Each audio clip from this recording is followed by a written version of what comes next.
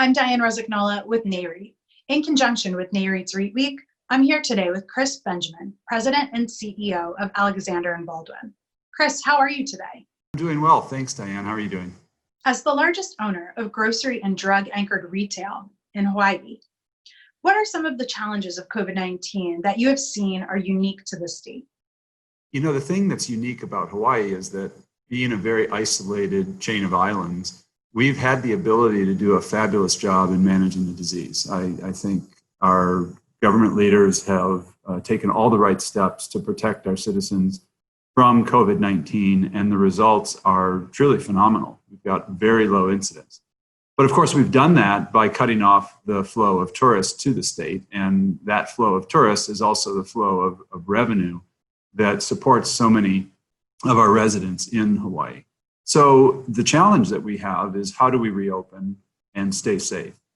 I've been in many discussions with a lot of our business and government leaders, and I'm very confident that the state is going to find a good path toward that. And it's going to be partly a national solution and partly a local solution in terms of testing and protocols and screening to make sure we stay safe. Now, the good news is we can open up locally and remain very safe because the incidence level in Hawaii is so low. And so we have essentially a safe travel bubble between the islands that we can operate in. People can travel between the islands and commerce can resume. Now, of course, we need to get, for the long-term health of the economy, we need to get that flow of outside dollars coming in. But as a company that's mostly focused in grocery-anchored community retail centers, we actually should be able to do fairly well in that interim period. We're going to benefit long-term from the return of those tourists because it just boosts the economy. But we're actually pretty well positioned for what should be this interim period of relatively robust activity within the state. Alexander & Baldwin has a legacy of sustainability. How are your ESG concerns evolving as the COVID-19 crisis also evolves? From an ESG perspective, it's interesting because COVID-19 has not only allowed us to demonstrate a lot of our historical ESG strengths, but it's also allowed us to strengthen some of our historic areas of need. For example, our commitment to the community, our commitment to our employees has shown through very brightly in this time as we've continued to take care of our employees and take care of our communities. And I think in that sense, it's just been a demonstration of what has already been there. But in terms of the improvement that we've been able to make, the reduction in our carbon footprint in so many ways has been tremendous. And so the primary thing that I see from an ESG perspective going forward is how not to lose some of the gains that we've made. You know, the gains that we've made from taking cars off the road, from reducing our office footprint and the air conditioning that we're using and other things. I sit on the Hawaii Sustainability Business Forum group. We're one of the founding members. And the discussion that we've had recently is, how do we preserve and protect some of the advances that we've made from an environmental standpoint going forward? And that's going to be an interesting challenge. We're not going to go completely remotely immediately, but I do think that there are a lot of things that have happened that we can preserve. How has Alexander & Baldwin been communicating with tenants over the past few months? And what have been your most important messages to them? You know, I think that the way we have communicated with tenants has been one-on-one. That's the bottom line.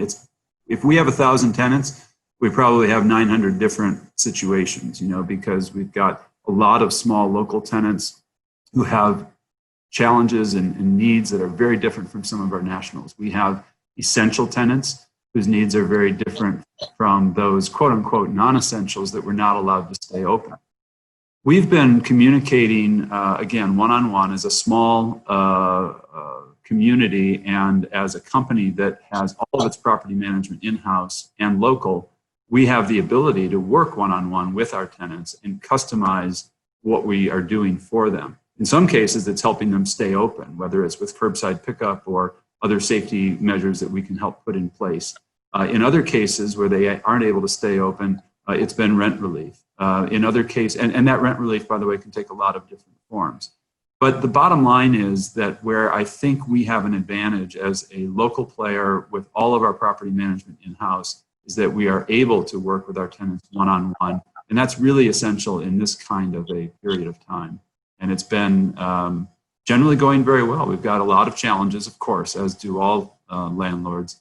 But we've been navigating it well. And I think we've been demonstrating, once again, the values of that local commitment that are so important to us. How will the pandemic change the use of real estate in your sector?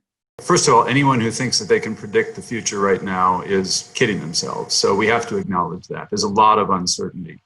I'd say a couple things. One is that as a company that's mostly focused in grocery-anchored retail and light industrial, we are really serving the local consumer base and daily needs of the consumer. And so therefore, I think we start off with a pretty good foundation, and we're collecting the majority of our rent right now. Most of our centers, all of our centers are open. Most of our tenants are now open. Either they stayed open or they've reopened. And so we start off from a pretty good base, but we'd be kidding ourselves if we didn't acknowledge that we're going to have some fallout from this whole thing. We are going to have some tenants that don't make it. And that means we're going to have to re-tenant. We're going to have to find new opportunities in our grocery anchored centers. But I think an interesting potential play is the notion of deurbanization as people go to more remote working.